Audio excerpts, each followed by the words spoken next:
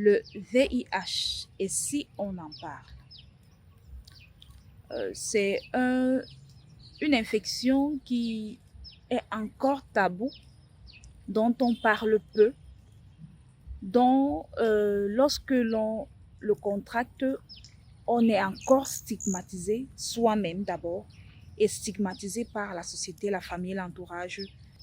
C'est pour cette raison que je tiens à en parler dans cette vidéo. Dans cette vidéo, je m'adresse aux jeunes, à la jeunesse, les enfants qui viennent d'entrer dans la sexualité, les enfants âgés de 15 ans à 20 ans ou alors plus. Je m'adresse à ces jeunes dans cette vidéo.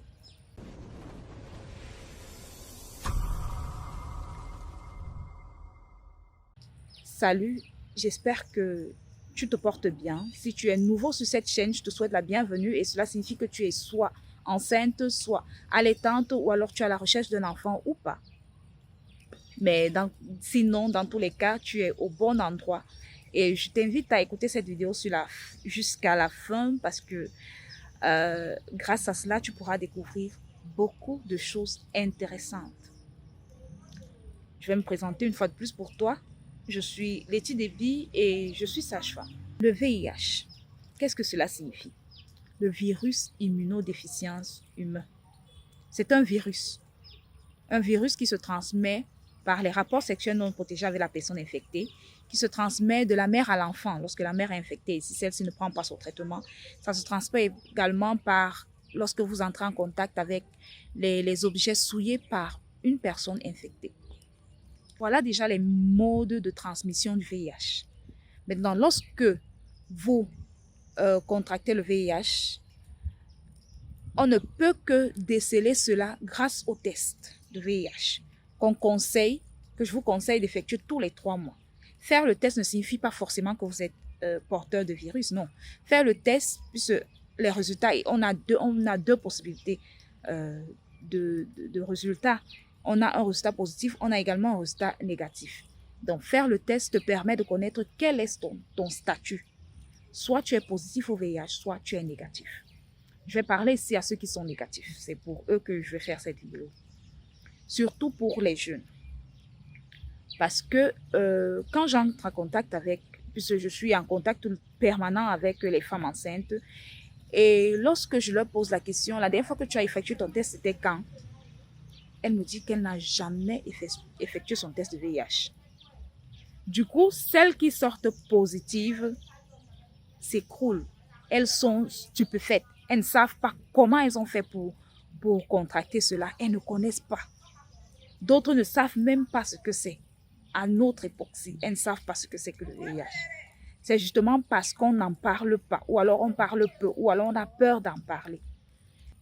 Ce que je vais conseiller aux jeunes, c'est d'effectuer le test tous les 3 mois. C'est très important. Il y a souvent des campagnes qui sont organisées. Des campagnes sont souvent organisées, les campagnes de dépistage du VIH. N'ayez pas peur d'effectuer votre test de VIH.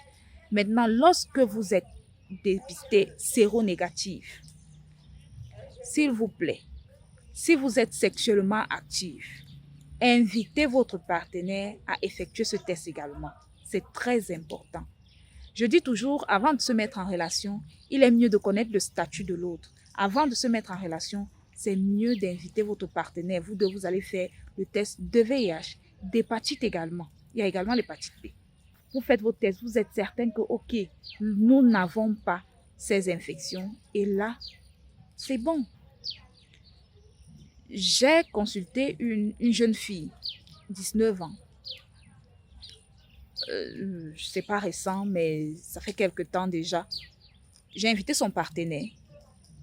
Quand je lui demande à elle, à la dame, si elle a déjà effectué son test de VIH, elle me dit jamais. Puisque j'effectue le test à la femme et au partenaire, parce qu'on connaît comment ça se transmet. Pour la femme enceinte, c'est, je peux dire, obligatoire. Mais pour le partenaire, on demande son avis. Il n'a pas été contre. Quand j'effectue le test du partenaire, c'est positif. Par contre, celui de la fille est négatif.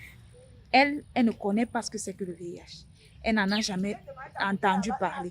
Par contre, le partenaire, il est bien plus âgé qu'elle. Mais lui, il est porteur de virus. De surcroît, il a carrément refusé de prendre le traitement. Maintenant, on va gérer ce genre de cas comment? Puisque la femme est exposée, l'enfant est exposé. Du coup, il fallait qu'on commence à lui parler du VIH. Et là, l'invité, elle, vu que nous sommes tenus par un secret professionnel, on ne peut pas lui dévoiler le statut de son mari.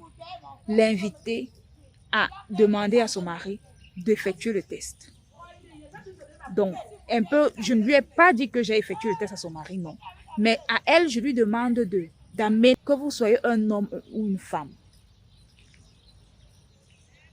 Je vous invite à effectuer vos tests avant de vous mettre en relation. Ça doit être le pass pour pouvoir accepter les avances de quelqu'un. Ici, je parle à celles-là qui sont sexuellement actives, à ceux-là, même les hommes qui sont sexuellement actifs. Demandez, invitez toujours votre partenaire à effectuer le test parce qu'il y a certains qui contraient le virus par ignorance. Une fois de plus, je vous dis merci pour cette écoute attentive et on se donne rendez-vous à la prochaine vidéo.